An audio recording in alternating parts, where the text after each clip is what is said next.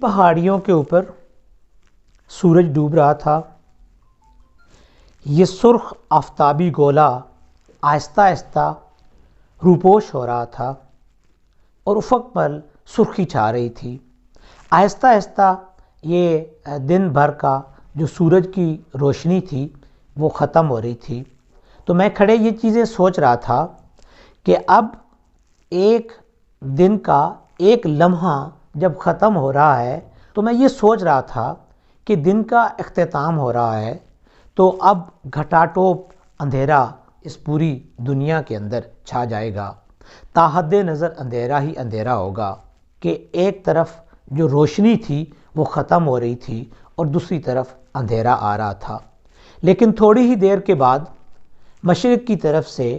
ایک 12ویں کا چاند آہستہ آہستہ چمکنا شروع ہو گیا اور اس چاند کے چمکنے سے پھر سے اس دنیا میں پھر سے روشنی آنی شروع ہو گئی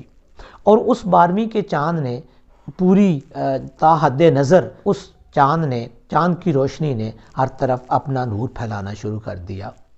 تو اس کا مطلب یہ ہوا کہ جب اگر کہیں سے ہم ناکام ہو جاتے ہیں تو ہم یہ سوچنا شروع کر دیتے ہیں کہ اب بس کامیابی کی امید نہیں ہے.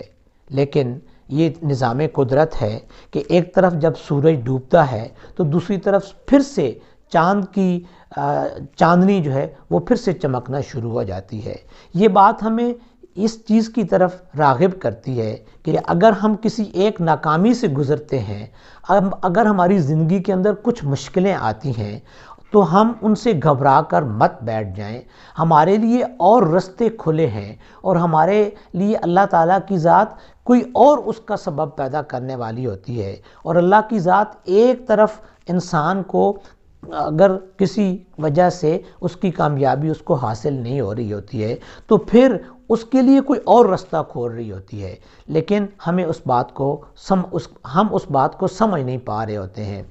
جب انسان ایک دفعہ کوشش کرتا ہے کسی کام کو کرنے میں، اس میں کامیابی اس کو حاصل نہیں ہوتی ہے، دوسری طرف کرتا ہے، تیسری دفعہ کرتا ہے، پھر بھی کامیابی نہیں ہوتی ہے، تو پھر انسان کو سمجھ جانا چاہیے کہ اس کے اندر اللہ کی رضا نہیں ہے، اس کے اندر اللہ کی مرضی نہیں ہے. اللہ کی مرضی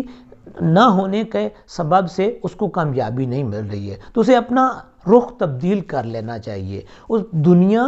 کائنات بڑی وسیع ہے، اس کے کامیابی کے راستے اور بہت پڑے ہیں، اس کو لیے اور بہت دروازے کھلے ہیں. اللہ تعالیٰ کی ذات تو انسان کو اپنے لیے کوشش کرنے کے بار بار کوشش کرنے کا درس دیتی ہے اور اللہ کی ذات ہمیں اس بات کی طرف راغب کرتی ہے کہ ہم اپنے کام کے لیے، اپنی کامیابی کی تلاش کے لیے ایک راستے کو بند ہو جانے سے خاموشی سے بیٹھ نہ جائے بلکہ اس کے لیے اور راستے تلاش کرنے شروع کر دیں.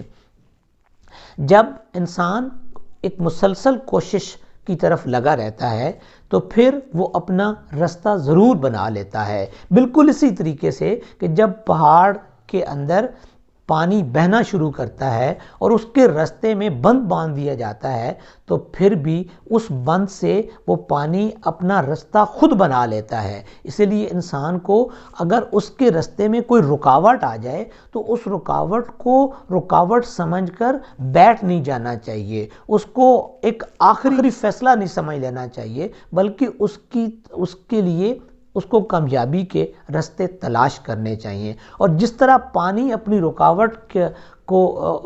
آنے کے بعد اپنا راستہ تلاش کر لیتا ہے، اسی لیے انسان کو اپنا راستہ تلاش کر لینا چاہیے. اللہ کی قدرت ہمیں بار بار اس چیز کی طرف بلا رہی ہوتی ہے، صرف ہمیں اس کا اندازہ نہیں ہو رہا ہوتا ہے. جب ہمیں اس چیز کا اندازہ ہو جائے، ہم یہ سوچنے لگ جائیں کہ نہیں، اللہ نے میرے لیے اور بہت سارے راستے کھول رکھے ہیں، اللہ نے میری اس دنیا کے اندر اور کامیابی کے راستے پیدا کر دیے ہیں، تو پھر ہم کسی ایک رکاوٹ کو اپنے لیے رکاوٹ نہیں سمجھیں گے بلکہ اس رکاوٹ کو عبور کرنے کے لیے ہم اپنی تدبیریں کرنا شروع کر دیں گے. اور پھر سب سے بڑی بات یہ کہ جب ہم کسی کام کو کر رہے ہوتے ہیں تو ہمیں اللہ کی ذات پر پورا یقین ہونا چاہیے. جب ہم اپنے یقین کے ساتھ کسی کام کو کرتے ہیں تو پھر اللہ کی